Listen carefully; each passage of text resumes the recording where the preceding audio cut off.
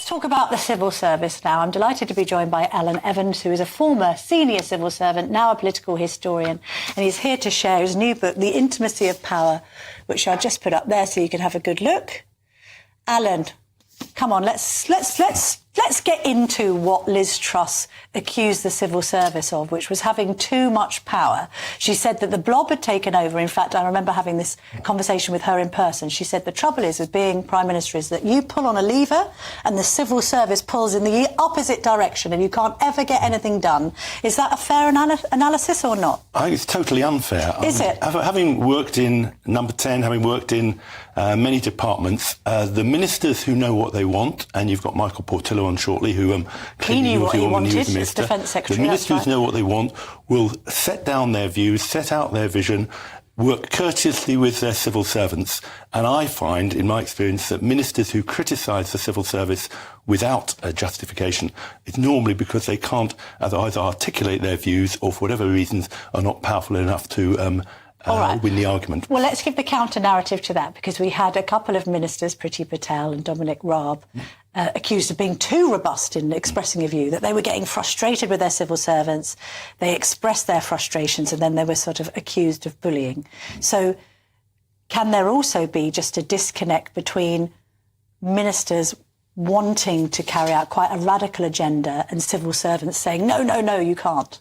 I haven't seen that happening. I mean, there's no cause for bullying, harassment by ministers of civil servants. Of course, that's out. But as I say, I repeat what I say, a minister who knows exactly what he or she wants is much more popular with civil servants than one who doesn't. And that's not a political statement. If the minister comes in and says, this is what I want to achieve, tell me the pros and cons of different ways of doing it, that goes down far better with the civil service than a minister who comes in and says, well, I'm not quite sure, what do you think I should do? And the best ministers are the ones who give clear guidance, who are courteous with their civil service and know exactly where they want to go. But have we historically had civil servants and Tory ministers rubbing each other up the wrong way?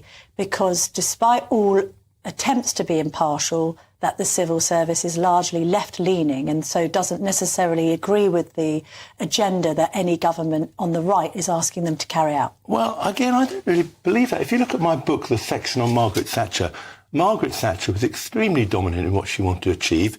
She had in her private office at Number 10 people like Charles Pole and Bernard Ingham, who were very robust in defending her argument, in making sure the rest of Whitehall understood what she wanted to do, and her agenda was delivered. Now, that doesn't seem to me like the civil service taking control of policy, as far as I can see. Although when we look back to the referendum campaign and the aftermath of Brexit, we know, for instance, that the Foreign Office and the mandarins there were disgusted by this result.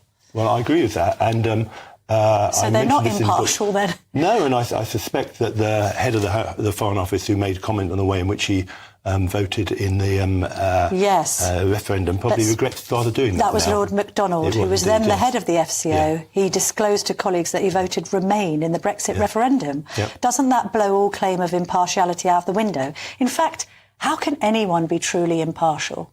I know there's this aim for civil servants to act in absolute neutrality. Surely it's impossible, if you're that angry about Brexit, not to let that infect your work. Well, if you're really so angry about a policy you can't go along with it, you resign from the civil service. But I think on the whole, you've pulled up one example, which is fine, but on the whole, civil servants are loyal, trustworthy. They want to articulate the government of the day. And if there's a change of government after the next general election, I guarantee that civil servants in all departments will be up for change. They will be keen to implement their new minister's wishes. And partly they want to show that the civil service is capable of change, capable of doing things differently and capable of working for a different government. Is the civil service capable of being reduced in size? The Tory manifesto has suggested that the numbers should go back to pre-pandemic levels. In a general sense, Alun, has the civil service got too wide and unwieldy? It's got wide and unwieldy. The numbers have definitely gone up as a result of the tell me the pandemic. numbers approximately. Well, the numbers were approximately 400,000 if you go back to pre-pandemic days, and I think I haven't looked them up, they're around 600,000. So it's an enormous... That's a lot more, isn't it? Don't quote me on those. No, all right, but approximately. So they've gone up maybe by 200,000. Yeah. That's too many, isn't it? It's a large number. I don't know what numbers you need. What is important, it seems to me, is come the general election, let's assume for the sake of argument, as the polls say, that Starmer wins, he will come in and have his missions and stuff like that. He will then need to make a decision on how many people in each department they need to deliver this. Now, I take your point that there is a good thing in trying to reduce the number of civil servants to the number necessary, but it's very difficult to say what that number should be. How many civil servants were there under Thatcher? I don't know.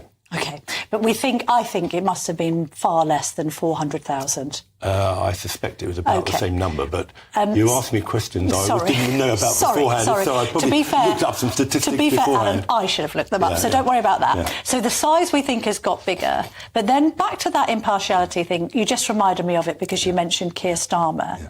There is a problem arguing impartiality when somebody like Sue Gray, who was a career civil servant, then ends up being Chief of Staff for the Labour leader. That then suggests that all along she's harboured these left-wing tendencies that may or may not have informed her work. Well, I don't know the inner workings of Sue Gray's mind, and that wasn't also something I didn't think you'd talk about. Let me just make a slightly different point, if I may, which is if Starmer wins on the 4th of July, on Friday the 5th of July, Saturday the 6th of July and Sunday the 7th of July, he will appoint around 100 plus ministers. The vast majority of those ministers will have no experience whatsoever of government. They'll have done precious little training. He has never been a minister. The vast majority have not been a minister. And what the new ministers at whatever level will do when they come into office will turn to the civil service to look for advice.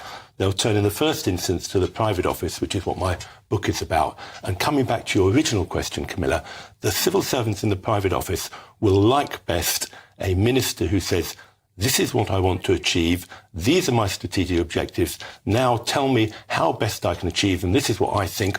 Will that work, or do we need to tweak it at all?